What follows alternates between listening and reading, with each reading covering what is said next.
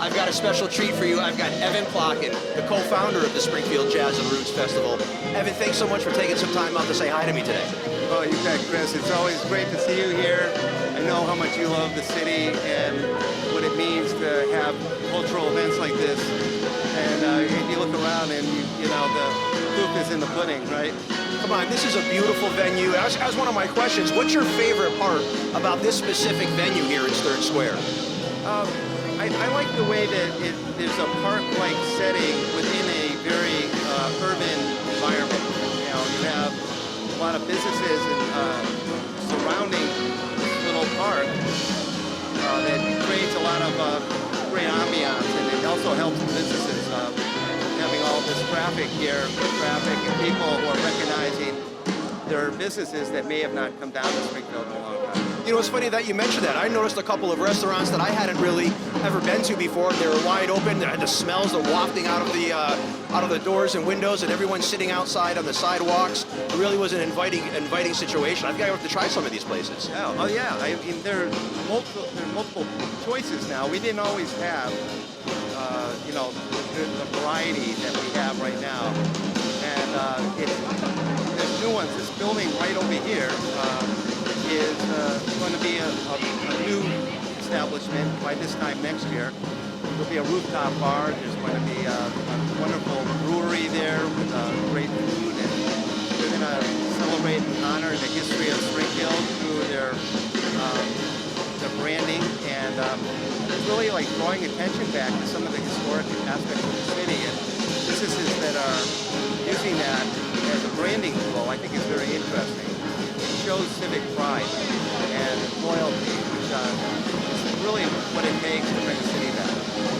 You know, Evan, and that's exactly what you're doing here, bringing all of this music, this life, this energy here to Stern Square in Springfield. Why Springfield? Why are you doing it? It's the 10th year.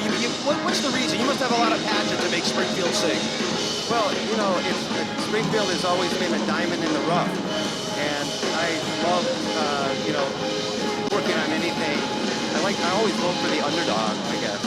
And so Springfield seems to be getting kicked around a lot at some point. And I sort of resented it.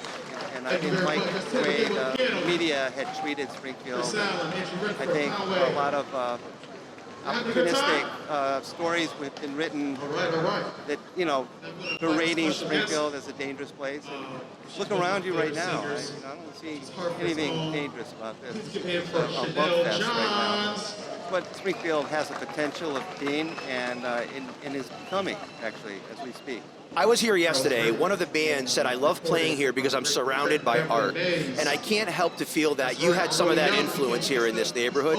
And I want to thank you for bringing that flavor and that vibration into our community because it's desperately needed. And now to hear an artist come from out of town and express what a beautiful place it is to play music and perform because he's surrounded by color and art. And I got to say that that's exactly what this venue means to me. And like I said, I think you have a lot to do with that, Evan. I want to thank you for that. Sure. I appreciate that. I love beauty. I think selfishly, I like to see things that provoke, you know, positive feelings and make you feel good. And that's what that mural over here does. That's what the mural on the other side of the building does.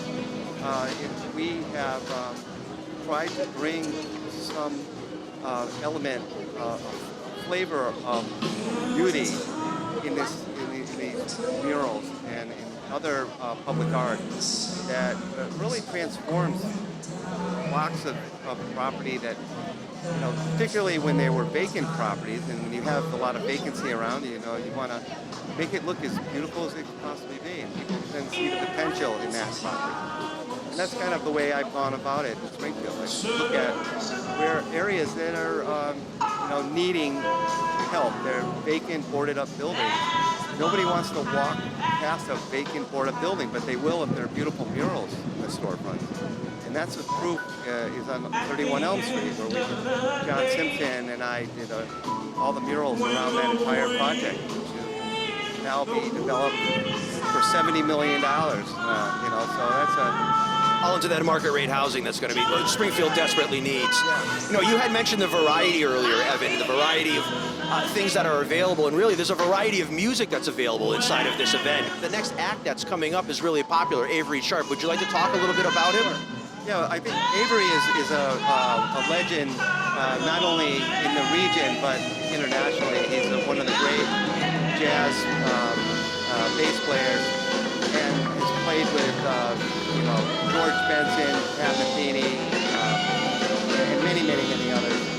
But anyway, we did a collaboration. We're doing a collaboration this year with Avery and the Springfield Symphony Orchestra. So there'll be, in about half an hour from now, there'll be 50 or more Springfield Symphony Orchestra choral members and symphonic players playing with one of the top jazz ensembles anywhere in the world.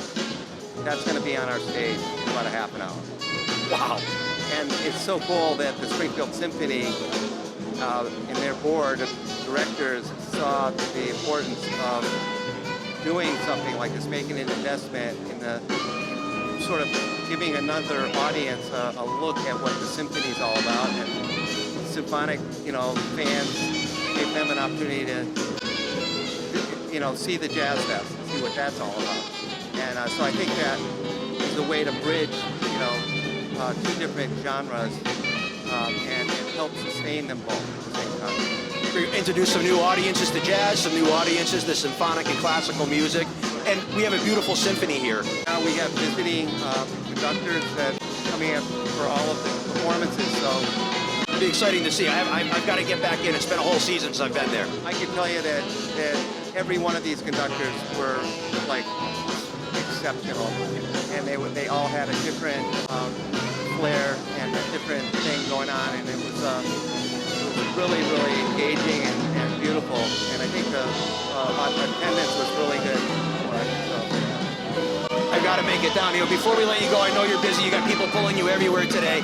I just want to say, Evan, the fact that you put this event on every single year for free is a huge, huge benefit to the city.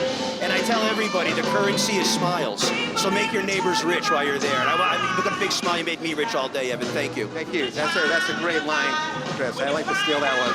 Yeah, no, today, the currency is smiles. Currency is smiles. Great. I love that. What a way to sign off. All right, we're signing off from Evan Plotkin and Chris Dimauro at the Jazz on Roost Festival in Springfield. Hey, thank you for coming. Thank you, Lisa. See you guys.